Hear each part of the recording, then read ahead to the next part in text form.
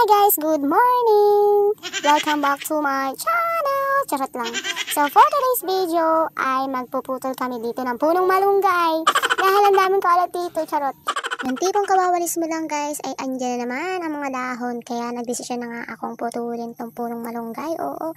Pero ang dami ko lang ang araw-araw sinasabi sa mister ko na putulin na ito, pero yun nga lang walang time na putulin dahil nga siya lagi may pasok. Dahil ngayon wala siyang pasok. At ito na, natuloy na ang pagpuputol ng puno dito dahil ang sobrang kalat na araw-araw nga ako nagwawalis. Kawawalis mo lang, andyan na naman ang kalat. Kaya yan, pag naputol na yan, so free. Wala na akong gagawin sa umaga, kunti na lang. Kaya yan, utay-utay na siyang tinatanggal. At talaga naman, ako wari napapasigaw ng ay Sarah, malinis na ang likod. So samahan niyo ako guys dito sa likuran. At yan, naputol na nga ang punong malunggay. At pinaputol naman niya yung punong avocado. Dahil sabi ni Lola, tanggalin na daw dahil hindi naman siya namumunga. Kaya yan. O, diba?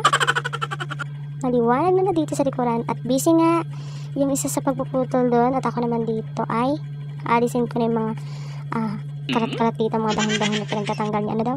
Basta yun na yun. Kaya yun guys, binababa ko na yung cellphone ko at para naman may magawa ako dito. At para pag natapos siya magputol doon, ay tapos na ako dito magtanggal ng mga dahon-dahon dyan. Kung ano-anong mga dahon-dahon yan, bahala siya dyan.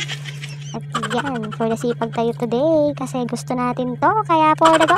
Charot!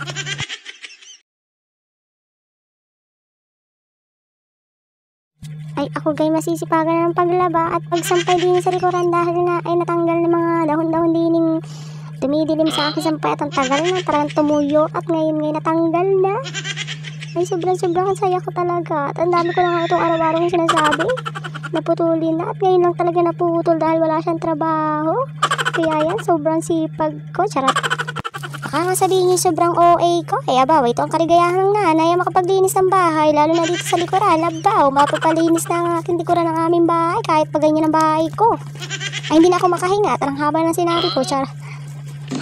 Ayun na nga guys, at talaga naman nakikita ko na ang wow, ito na nga, this is it, malinis na dito sa likod. Wala na magkakalat na dahon at yan dito na lang kami. Mag-aalis na lang ng mga dahon-dahon dyan. Dahil nga walang pasok sa mister, ayan, natupad na nga yung gusto ko, natanggal na ang lahat ng mga dahon-dahon dito sa likuran. At in fairness, maliwanag na dito. At ito na nga kaligayahan ko, ang malinis ang loob, malinis ang labas, abaw. Welcome 2025, sobrang linis na.